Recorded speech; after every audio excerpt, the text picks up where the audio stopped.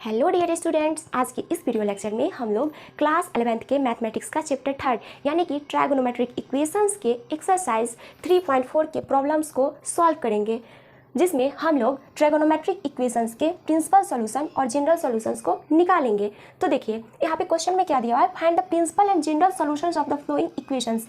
इन equations का हमें principal solution और जनरल सॉल्यूशन निकालना है। तो हम लोग क्या जानते हैं कि प्रिंसिपल सॉल्यूशन जो होता है, प्रिंसिपल सॉल्यूशन हमेशा 0 या 0 से बड़ा और 2 पाई से छोटा या उसके बराबर होता है। ठीक है, इस कंडीशन को फुलफिल करना चाहिए, इस कंडीशन को सेटिस्फाई करना चाहिए, है ना। तो x के उन्हीं वैल्यूज़ को हम लोग क्या कहेंगे, किसी भी ट्रायगोनोमेट्रिक इक्वेशन का सॉल्यूशन कहेंगे। x के उन वैल्यूज़ को हम लोग किसी भी ट्रायगोनोमेट्रिक इक्वेशन का सॉल्यूशन कहेंगे जो उस ट्रायगोनोमेट्रिक इक्वेशन को सेटिस्फाई करते हो और वो 0 से बड़ा या बराबर और 2 पाई से छोटा या उसके बराबर हो। ठीक है, तो देखिए इसका हम क्या करते हैं, इस ट्रायगोनोमेट्रिक इक्वेशन का सॉल्यूशन निकालते हैं, प्रिंसिपल सॉल्यूशन और जनरल सॉल्यूशन। तो प्रिंसिपल सॉल्यूशन निकालते हैं। सबसे पहले क्या गिवन है, 10x इज इक्वल टू √3। तो 10x का वैल्यू √3 कहाँ पे होता है, π/3 पे, 60 डिग्री पे, 10 π/3 है ना। तो ये 10 π/3 एक आ गया, एक आपको यहाँ पे x का वैल्यू क्या आ गया, इससे x का वैल्यू आ गया आपको π/3।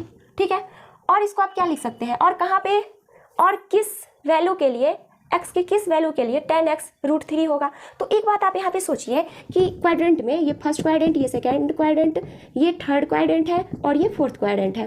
तो 10 कहाँ कहाँ पॉजिटिव होता है, फर्स्ट क्वाड्रेंट में या और थर्ड क्वाड्रेंट में 10 पॉजिटिव होता है, 10 का वैल्यू पॉजिटिव होता है। तो यहाँ पे देखिए कि 10 का वैल्यू पॉजिटिव दिया हुआ है, मीन्स हमें जो एंगल मिलेगा वो फर्स्ट क्वाड्रेंट में होगा या फिर थर्ड क्वाड्रेंट में होगा। इसके अलावा आपको सेकेंड और फोर्थ क्वाड्रेंट में एंगल नहीं मिलेगा, क्योंकि सेकेंड और फोर्थ क्वाड्रेंट में 10 निगेटिव होता है। यहाँ पे 10 पॉजिटिव दिया हुआ है, इसीलिए एंगल फर्स्ट या थर्ड में मिलेगा। तो फर्स्ट क्वाड्रेंट में तो एंगल मिला हमको 60 डिग्री, फर्स्ट क्वाड्रेंट में होगा ना π/3, तो फर्स्ट क्वाड्रेंट में तो हमको मिल गया। अब हमें थर्ड क्वाड्रेंट में मिलेगा, थर्ड क्वाड्रेंट बोले तो पाई प्लस थीटा।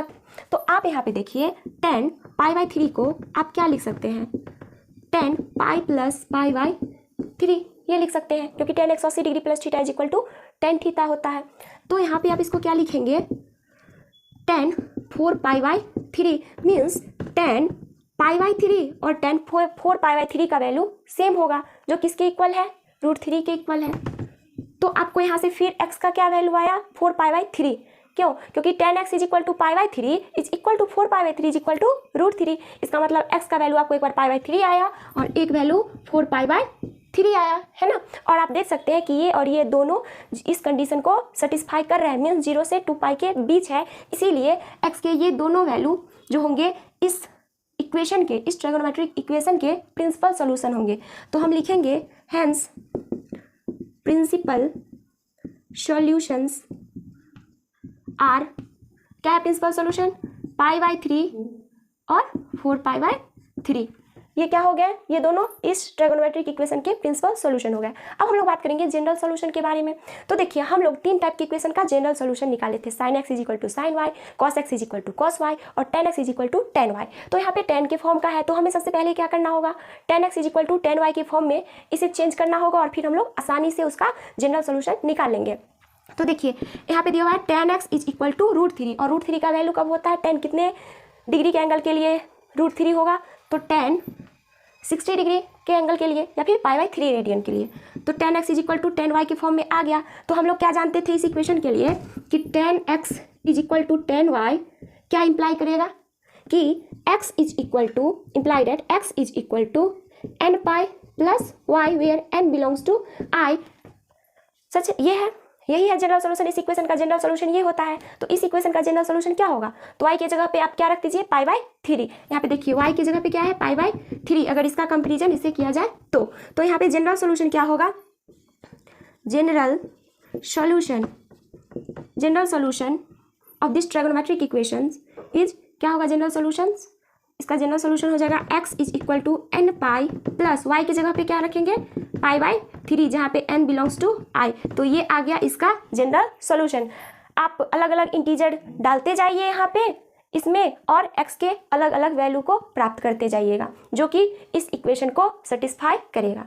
आगे बात समझ में। अब एक बात यहाँ पे और कि हम यहाँ पे y की जगह पे π/3 ही क्यों ले, हम 4π/3 भी तो ले सकते हैं ना। 10x is equal to 10y, तो 10x इज इक्वल टू 10 π/3 ना लिख के हम यहाँ पे 10 4π/3 तो लिख सकते हैं, जिसका कंपेरिजन अगर करें इससे तो 10x इज इक्वल टू 10 4π/3, तो यहाँ पे देखिए 4π/3 y का वैल्यू हो जाएगा यहाँ पे, तो ये क्या हो जाएगा x is equal to n pi plus 4π/3 where n belongs to i। तो कोई दिक्कत नहीं है, आप इसका भी यूज़ कर सकते हैं या इसका भी यूज़ कर सकते हैं, दोनों में से कोई भी आप लिख सकते हैं यहाँ पे।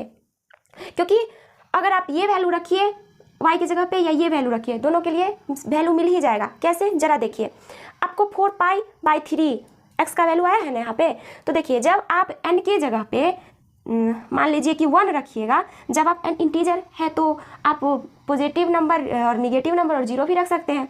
तो देखिए जब n के जगह पे आप 1 रखिएगा तो पाई प्लस π/3 यानी कि 4π/3 मिल जाएगा। जब आप n के जगह पे 0 रखिएगा तो π/3 मिल जाएगा। जब आप n की जगह पे 2 रखिएगा तो 2π प्लस π/3 कितना हो जाएगा, 7π/3। तो इस तरीके से आपको ये वैल्यू भी मिलेंगे, ये वैल्यू भी मिलेगा, और भी बहुत सारे पॉजिटिव और निगेटिव वैल्यू सब मिलेंगे, क्योंकि i का वैल्यू हम पॉजिटिव और निगेटिव सब रखेंगे इसमें, क्योंकि i इंटीजर है और इंटीजर तो पॉजिटिव और निगेटिव और 0 सब होता है। ठीक है, तो आप यहाँ तक बात समझ गए, तो इसको आप नोट कर लीजिए। अब जो दूसरा इक्वेशन है वो है sec x is equal to 2। तो sec x का वैल्यू 2 कब होगा, कब होगा sec x का वैल्यू 2? हम लोग जानते हैं कि cos x का वैल्यू 1/2 कब होता है, जब cos π/3 होता है, यानी कि π/3 रेडियन पे cos x का वैल्यू 1/2 होगा। तो आप यहाँ पे लिख सकते हैं cos π/3 इज इक्वल टू 1/2, तो 1/cos π/3 इज इक्वल टू 2, ये हो जाएगा। तो ये क्या हो जाएगा, sec π/3 is equal to 2 means sec π/3 का वैल्यू 2 होगा। तो आप यहाँ पे 2 के जगह पे क्या लिख सकते हैं, sec π/3 लिख सकते हैं। आई बात समझ में, मीन्स x का वैल्यू π/3 इस इक्वेशन का प्रिंसिपल सोल्यूशन होगा, क्योंकि π/3 0 से बराबर 2π से छोटा है। ठीक है ना, तो x का एक वैल्यू आपको क्या आया, π/3। और देखिए आप sec π/3 को और क्या लिख सकते हैं, क्योंकि देखिए sec किस क्वाड्रेंट में पॉजिटिव होता है, फर्स्ट में और फोर्थ में पॉजिटिव होता है। तो फर्स्ट में तो वैल्यू मिल गया π/3, अब हमें फोर्थ में ढूंढना है वैल्यू को, तो फोर्थ बोले तो 2π माइनस थीटा के फॉर्म का होगा। तो आप sec π/3 को लिख सकते हैं sec 2π माइनस π/3, क्योंकि sec 360 degree minus theta is equal to sec theta होता है। तो ये क्या हो जाएगा, फोर्थ क्वाड्रेंट में cos और sec पॉजिटिव होता है ना, इसीलिए। तो ये क्या हो जाएगा, 6 - 1 5π/3। तो आप देखिए कि sec x का वैल्यू एक बार क्या आया, 5π/3 मीन्स आपको x का एक और वैल्यू मिल गया 5π/3, है ना। तो हम क्या लिखेंगे कि ये दोनों जो है देख रहे हैं हम लोग कि 0 से बड़ा और 2π से छोटा है और इस इक्वेशन को सेटिस्फाई कर रहा है, इसीलिए x का ये दोनों वैल्यूज इस इक्वेशन का प्रिंसिपल सॉल्यूशंस होंगे। तो लिखेंगे प्रिंसिपल सॉल्यूशंस आर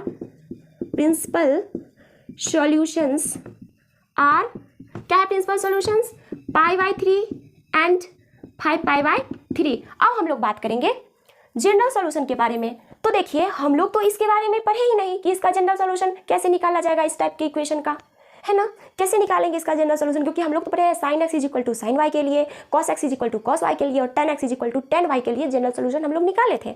लेकिन इसके लिए sec x is equal to sec y के फॉर्म के लिए हम लोग तो जनरल सॉल्यूशन नहीं निकाले थे। तो वेरी सिंपल है, देखिए हम लोग इसका कैसे निकालते हैं।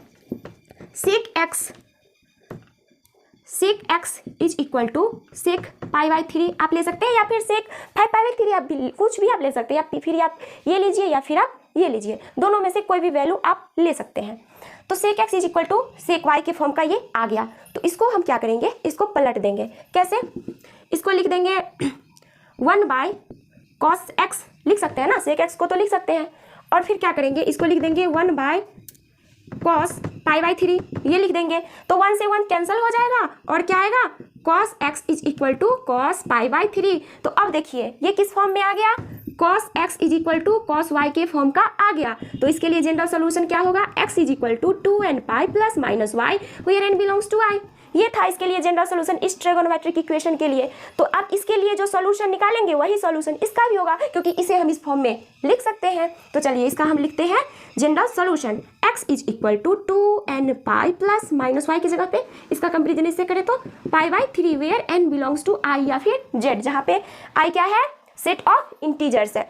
तो ये क्या हो गया, जनरल सॉल्यूशन आ गया, जनरल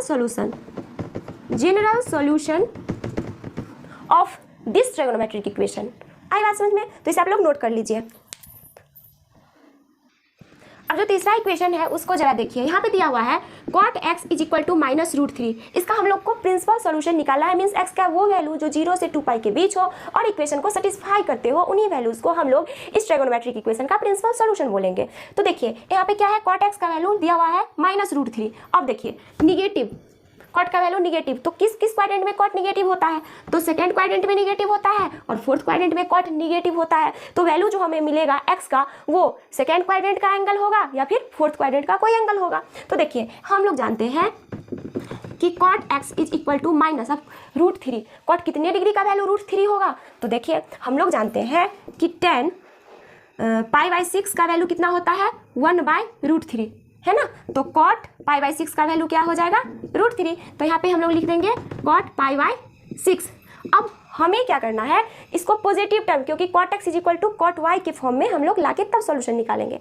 तो यहाँ पे आप देखिए ये निगेटिव वाले टर्म को तो हटाना पड़ेगा, तो कैसे हटाएंगे?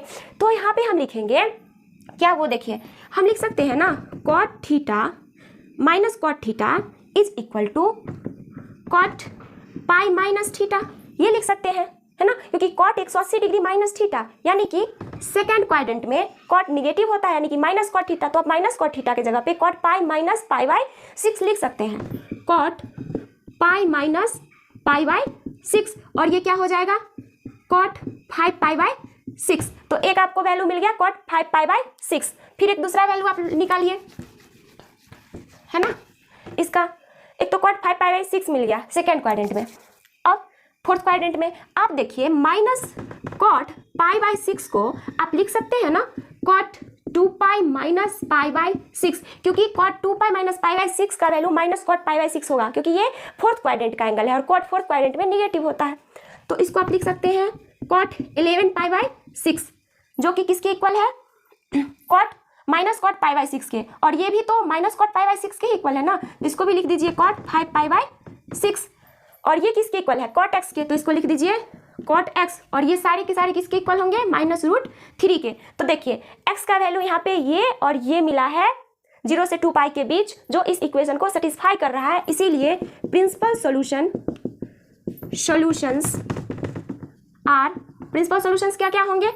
5 π/6 एंड 11 π/6, ये दोनों क्या होंगे? इस ट्रिगोनोमेट्रिक इक्वेशन का प्रिंसिपल सॉल्यूशंस होंगे। अब हम लोग बात करेंगे जनरल सॉल्यूशन के बारे में। तो उसके लिए आप क्या कीजिए, cot x is equal to cot y के फॉर्म में पहले इस इक्वेशन को चेंज कीजिए। तो यहाँ पे तो हम लोग किए हुए हैं cot x is equal to cot y, आप ये ले लीजिए, या फिर cot x is equal to cot y ये ले लीजिए, आप दोनों में से कोई भी ले सकते हैं, या 5 π/6 ले या 11 π/6 ले, कोई भी। तो चलिए हम ये ले लेते हैं cot x is equal to cot 5 π/6। अब इसका जनरल सॉल्यूशन कैसे निकालें? हम तो सिर्फ 3 टाइप के इक्वेशन के लिए जनरल सॉल्यूशन निकालना सीखे थे, sin x is equal to sin y, cos x is equal to cos y, और tan x is equal to tan y। cot का तो हम पढ़े नहीं थे, तो कैसे निकालें? इसमें सोचने की बिल्कुल भी बात नहीं। आप इसको क्या कीजिए, tan के फॉर्म में चेंज कर दीजिए, और जो उसका सोल्यूशन होगा वही इसका भी सोल्यूशन होगा, क्योंकि हम इसे tan के फॉर्म में चेंज कर सकते हैं बहुत आसानी से। तो इसको लिख दे 1/tan x is equal to 1/tan 5 π/6। तो यहाँ से क्या आ जाएगा, 1 से 1 कैंसल, और tan x is equal to tan 5 π/6 ये आ जाएगा, यानी कि tan x is equal to tan y के फॉर्म में आप इसको चेंज कर दिए। तो जब आप इसको इस फॉर्म में चेंज कर दिए तो आपको याद होना चाहिए कि tan x is equal to tan y, जो ये ट्रिगोनोमेट्रिक इक्वेशन है, इसका जनरल सॉल्यूशन क्या होता है? x is equal to n y plus y, where n belongs to i या फिर z, जहाँ पे z क्या है? इंटीजर का सेट है। ये होता है इस ट्रिगोनोमेट्रिक इक्वेशन का सॉल्यूशन, जनरल सॉल्यूशन। तो इसका जनरल सॉल्यूशन क्या होगा? x is equal to n pi plus 5 π/6, where n belongs to z। तो ये जो आया है, ये यहाँ पे 5 π/6 है, तो ये जो आया है यही इस इक्वेशन का जनरल सॉल्यूशन है। ठीक है, तो यहाँ तक बात क्लियर है। तो एक ये जो है ना लास्ट वाला, ये मैं आप लोगों के लिए छोड़ देती हूँ, ये आप लोग खुद से बनाइएगा और कमेंट करके बताइएगा कि जनरल सॉल्यूशन इसका क्या होगा और प्रिंसिपल सॉल्यूशन क्या होगा। ठीक है, इसे आप लोग नोट कर लीजिए।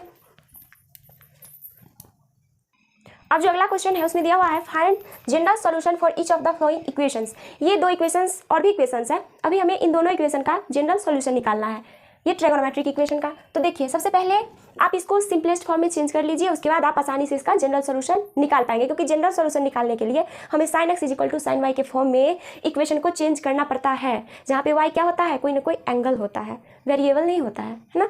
तो देखिए हम क्या करेंगे, इसको लिख सकते हैं cos 4x minus cos 2x = 0। तो cos c minus cos d का फॉर्मूला क्या होता है, -2 sin c + d/2 into sin c - d/2। तो -2 sin c + d/2 4x + 2x/2 into sin c - d/2 4x - 2x/2 = 0। तो ये क्या आ जाएगा, -2 sin 3x into sin x = 0। तो ये 0 कब होगा, या तो ये वाला टर्म sin 3x 0 हो या sin x 0 हो या फिर दोनों 0 हो, तब तो ये पूरा टर्म 0 होगा ना। तो यहाँ पे आप लिख सकते हैं sin 3x = 0 या sin x = 0। तो sin 3x 0 0 sin 0 कब होता है, n पाई पे, है ना, पाई 2 पाई 3 पाई 4 पाई -2 पाई पे क्या होता है, sin 0 होता है। तो हम लिख सकते हैं sin 3x बराबर sin n पाई, है ना, और यहाँ पे लिख सकते हैं sin x बराबर sin n pi where n belongs to integer, set of integer. तो ये क्या हो जाएगा, 3x = n पाई, और यहाँ से क्या आ जाएगा, x = n पाई। ठीक, यहाँ से आ जाएगा x = n पाई/3, और यहाँ से क्या आ जाएगा, x = n pi where n belongs to i। तो ये दोनों क्या है, ये जो आया है x का वैल्यू, x = n पाई/3, n pi where n belongs to i, यही तो इस ट्रिगोनोमेट्रिक इक्वेशन का सॉल्यूशन है। आप n की जगह पे 1 2 3 4 कुछ लेते जाइए, तो आपको n पाई के फॉर्म में और n पाई/3 के फॉर्म में जो x का वैल्यू मिलेगा वही इस ट्रिगोनोमेट्रिक इक्वेशन का जनरल सॉल्यूशन होगा। आ रही बात समझ में, तो इसे आप लोग नोट कर लीजिए। अब 6 नंबर प्रॉब्लम है ये, इसका हमें क्या करना है, जनरल सॉल्यूशन निकालना है। तो उसके लिए क्या करेंगे, पहले इक्वेशन को cos x = cos y के फॉर्म में चेंज करेंगे। तो उसके लिए हम लोग क्या करेंगे, जरा देखिए, ये देखिए cos c + cos d, इसको हम लोग एक साइड ले लेते हैं और उसको अलग रहने देते हैं। cos c + cos d का फॉर्मूला क्या होता है, 2 cos c + d/2 into cos c - d/2 minus cos 2x = 0। 2 cos 2x हो जाएगा, और ये cos x minus cos 2x = 0, ये आ जाएगा। अब cos 2x दोनों में से आप कॉमन ले लीजिए, cos 2x कॉमन हो जाएगा, तो क्या बचेगा, 2 cos x माइनस 1 = 0। तो क्या आएगा, cos 2x = 0, या तो ये 0 होगा या ये टर्म 0 होगा या दोनों 0 होगा, तो ये 0 आ जाएगा। उसके बाद 2 cos x - 1 = 0। अब देखिए ये जो cos है वो कब 0 होता है, और मल्टीपल ऑफ पाई/2 पे cos का वैल्यू 0 होता है। तो हम यहाँ पे क्या लिखेंगे, 2x के बदले 2x = 2n + 1 पाई/2 वेयर n इज इंटीजर। यहाँ पे फिर से देखिए, यहाँ से क्या आएगा, 2 cos x = 1 then cos x = 1/2। तो ये एक अलग आ गया और ये अलग, इसको फिर से इसका पहले हमें जनरल सोल्यूशन निकालना होगा। तो अब देखिए x = क्या हो जाएगा, 2n + 1 पाई/4। एक ये जनरल सोल्यूशन हो जाएगा इस इक्वेशन का। अब हम लोग इसके हेल्प से एक दूसरा जनरल सोल्यूशन निकालेंगे। तो देखिए cos x का वैल्यू 1/2 कब होता है, 60 डिग्री पे, तो पाई/3 लिखेंगे, cos x = cos पाई/3। और इसका जनरल सोल्यूशन क्या होगा, cos x = cos y का, तो इसका जनरल सोल्यूशन होता है x = 2n पाई + -y, जहाँ पे y क्या हो जाएगा, पाई/3, है ना, क्योंकि cos x = cos y का general solution x = 2n pi + -y, तो यहाँ पे y का काम ये कर रहा है, तो इसलिए 2n पाई + पाई/3। तो एक ये सोल्यूशन आ गया और एक ये, है ना। तो जनरल सोल्यूशन हम लिख सकते हैं, जनरल सोल्यूशन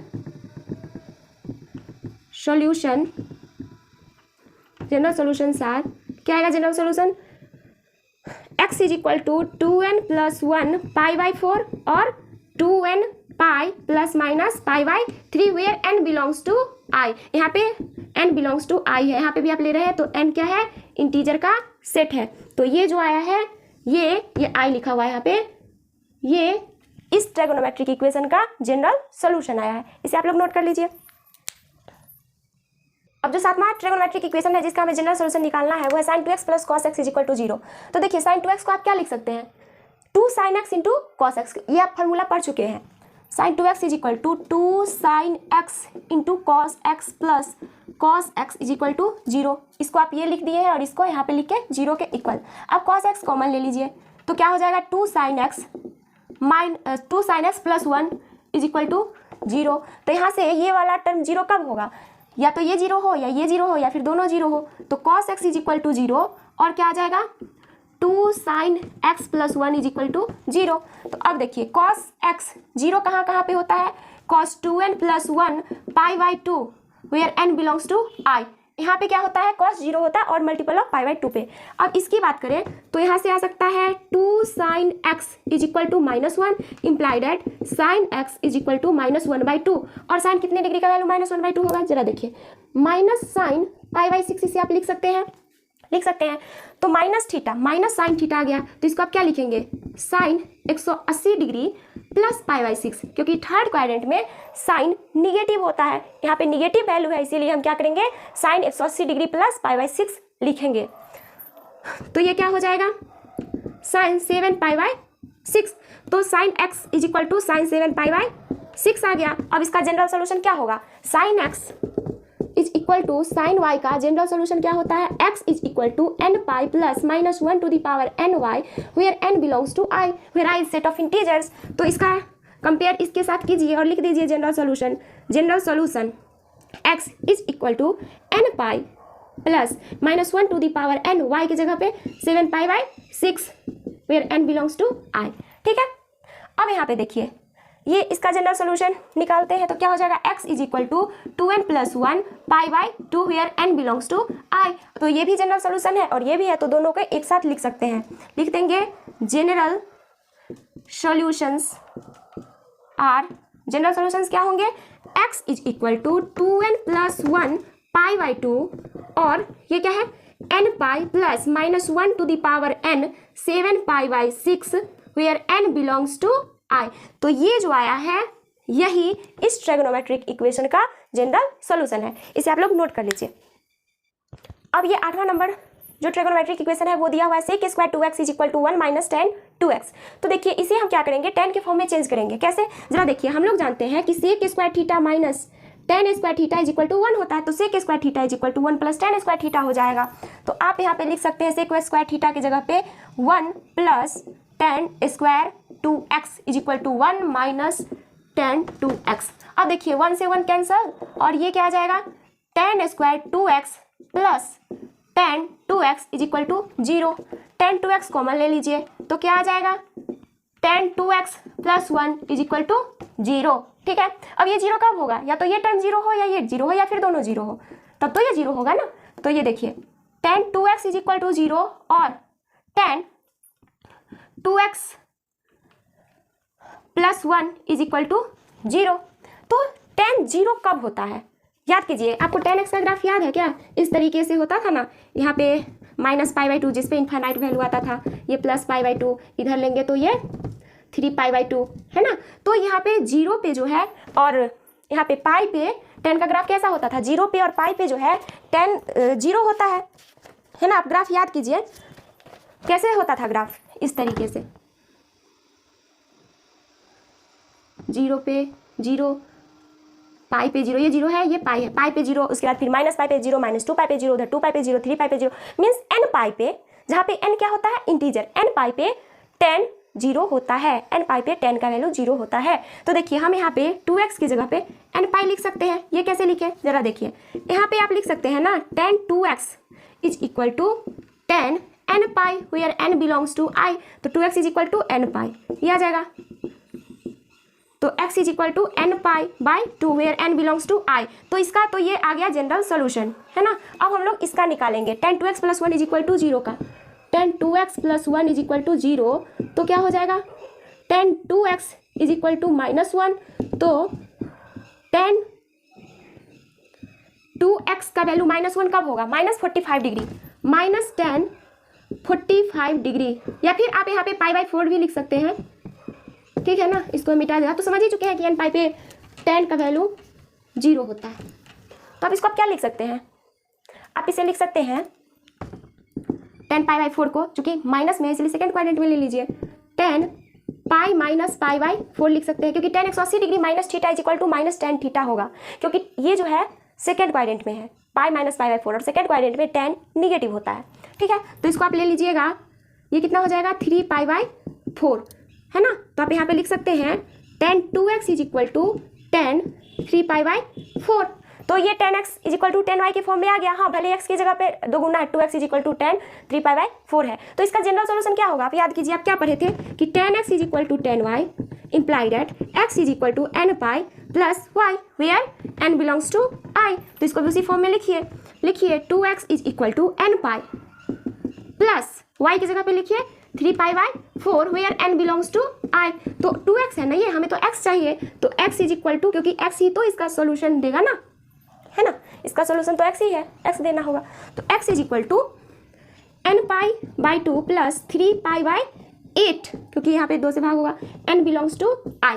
तो अब ये जो सॉल्यूशन आया है और ये जो सॉल्यूशन आया है, यही दोनों क्या होगा, इसका इस ट्रिगोनोमेट्रिक इक्वेशन का जनरल सॉल्यूशन होगा। तो यहाँ पे लिख देंगे general solutions are x is equal to n pi by 2, है ना, उसके बाद n pi by 2 plus 3 pi by 8 where n belongs to i। तो ये जो आया है यही इस ट्रिगोनोमेट्रिक इक्वेशन का जनरल सॉल्यूशन को रिप्रेजेंट करता है।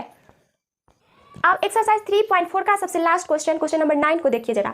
ये ट्रिगोनोमेट्रिक इक्वेशन दिया हुआ है sin x plus sin 3x plus sin 5x is equal to 0। हमें इस ट्रिगोनोमेट्रिक इक्वेशन का जनरल सॉल्यूशन निकालने हैं। तो कैसे निकालेंगे, जरा देखिए, मैं क्या करती हूँ, sin x और sin 5x को एक साथ ले लेती हूँ और उस पर sin c plus sin d का फॉर्मूला लगाएंगे, तब हमें एक बार sin 3x भी देखने को मिलेगा, और फिर उसको हम क्या करेंगे, कॉमन ले लेंगे, है ना। मीन्स हमें पहले इस इक्वेशन को सिंपलेस्ट फॉर्म में चेंज करना पड़ता है। सिंपलेस्ट फॉर्म करने का मतलब sin x is equal to sin y के फॉर्म में चेंज करना पड़ता है, तभी तो हम जनरल सॉल्यूशन निकालेंगे ना, क्योंकि जनरल सॉल्यूशन निकालने के लिए हमें इक्वेशन को sin x is equal to sin y, cos x is equal to cos y, tan x is equal to tan y, या फिर इसी तरीके से sec x is equal to sec y, cos x is equal to cosec y और cot x is equal to cot y के form में change करना होता है। इसीलिए हम इसको चलिए उस फॉर्म में sin x is equal to sin y के फॉर्म में चेंज करें। तो इसे और इसे आप एक साथ ले लीजिए, तो sin x plus sin 5x को आप एक साथ ले लीजिए और प्लस sin 3x को रहने दीजिए इधर। तो sin c plus sin d 2 sin c plus d by 2 x plus 5x by 2 into cos sin c plus sin d का फॉर्मूला होता है 2 sin c plus d by 2 into cos c minus d by 2। तो x minus 5x by 2 plus sin 3x is equal to 0। अब देखिए, इसको लिख सकते हैं 2 sin 3x into cos minus 4x by 2 हो जाएगा, जो कि माइनस 2x देगा। तो कॉस के साथ माइनस थीटा भी रहता है, तो वो कॉस थीटा ही आता है, इसीलिए कॉस माइनस 2x की जगह पे हम कॉस 2x भी लिख सकते हैं, cos 2x plus sin 3x is equal to 0। अब देखिए, sin 3x इसमें भी है, sin 3x इसमें भी है, तो क्या करेंगे, दोनों में से sin 3x को कॉमन ले लेंगे। sin 3x को जब हम कॉमन ले लेंगे तो 2 cos 2x plus 1 is equal to 0 आ जाएगा। और ये टर्म 0 आने का मतलब है या तो ये 0 होगा, ये 0 होगा, या फिर दोनों 0 होगा। तो चलिए आप इसे लिख सकते हैं sin 3x is equal to 0 और cos 2x plus 1 is equal to 0, ये लिखेंगे, है ना। 2 cos 2x, ये 2 cos 2x है, 2 cos 2x plus 1 is equal to 0। तो देखिए sin 3x 0 कब होगा, sin 3x 0 कब होगा, जरा देखिए, यहाँ पे हम लोग जानते हैं कि n पाई पे 0 होता है साइन का वैल्यू, तो 3x is equal to n pi हो जाएगा where n belongs to i। तो यहाँ पे आप x is equal to n pi by 3 where n belongs to i, इस इक्वेशन का इसका जनरल सॉल्यूशन हो गया। अब इसका जनरल सॉल्यूशन निकालेंगे तो क्या करेंगे, 2 cos 2x is equal to minus 1, तो cos 2x is equal to minus 1/2, जिसे आप माइनस 1/2 कितने डिग्री का वैल्यू, कितने रेडियन के एंगल के लिए cos x का वैल्यू 1/2 होगा, जरा बताइए कितने के लिए 1/2 होगा। तो हम लोग जानते हैं कि cos π/3 यानी कि cos 60 डिग्री का वैल्यू 1/2 होता है, तो आप लिख दीजिए cos π/3। अब देखिए cos निगेटिव में है, तो cos निगेटिव कब होता है, या तो वो सेकेंड क्वाड्रेंट में होगा या फिर थर्ड क्वाड्रेंट में होगा। यानी कि सेकेंड क्वाड्रेंट बोले तो आप ये समझिए कि minus cos theta is equal to cos pi plus theta, क्योंकि cos 180 degree plus theta is equal to minus cos theta होता है ना, थर्ड क्वाड्रेंट में। या फिर आप सेकेंड क्वाड्रेंट में भी ले सकते हैं, minus cos theta is equal to cos pi minus theta, क्योंकि cos 180 degree minus theta second quadrant में भी cos निगेटिव होता है, जो कि cos थीटा होगा। तो माइनस cos थीटा की जगह पे आप cos पाई माइनस थीटा यानी कि π/3 लिख सकते हैं। तो ये क्या हो जाएगा, cos 2π/3 आ जाएगा। तो cos 2x is equal to cos 2π/3 आ गया हमें, cos 2x is equal to cos 2π/3 ये आ गया हमें, है ना। अब इसका हम जनरल सोल्यूशन निकालेंगे। तो हम लोग क्या जानते हैं कि cos x is equal to cos y का जनरल सोल्यूशन क्या होता है, x is equal to 2nπ plus minus y where n belongs to i। तो इसके लिए भी लिख दीजिए। तो यहाँ पे x की जगह पे 2x है तो यहाँ पे 2x डाल दीजिए, 2nπ रख दीजिए, उसके बाद प्लस माइनस y की जगह पे क्या है यहाँ पे 2π/3 where n belongs to i। तो एक ये आया है ना, लेकिन यहाँ पे तो 2x आया है ना, हमें x चाहिए, x। तो x क्या होगा, क्योंकि x का ही तो वैल्यू हमें लेना है ना, यहाँ पे x का वैल्यू जो इस इक्वेशन को सेटिस्फाई कर रहा होगा, जनरल सॉल्यूशन इसका। तो x इज इक्वल टू, जब इसमें 2 से डिवाइड दीजिएगा 2 से, तो ये क्या हो जाएगा nπ प्लस, और जब इसमें 2 से डिवाइड कीजिएगा तो क्या हो जाएगा π/3 where n belongs to i। तो एक ये जनरल सॉल्यूशन आया। अब इस दोनों जनरल सॉल्यूशन को एक साथ लिख दीजिए। जनरल सॉल्यूशन को यहाँ पे हम GS लिख देते हैं, आप लोग जनरल सॉल्यूशन ही लिखिए, चलिए मैं ही लिख देती हूँ। General solution, general solution sir क्या होगा इसका जनरल सॉल्यूशन इस ट्रायगोनोमेट्रिक इक्वेशन का, x is equal to nπ/3 and nπ plus minus π/3 where n belongs to i, where i is set of integer. तो ये जो है इस ट्रायगोनोमेट्रिक इक्वेशन का जनरल सॉल्यूशन आया है, ठीक है ना, इसे आप लोग नोट कर लीजिए। तो आज के लिए इतना ही। अब हम लोग अगले वीडियो लेक्चर में मिसलेनियस एक्सरसाइज के प्रॉब्लम्स को सॉल्व करना सीखेंगे। Thank you.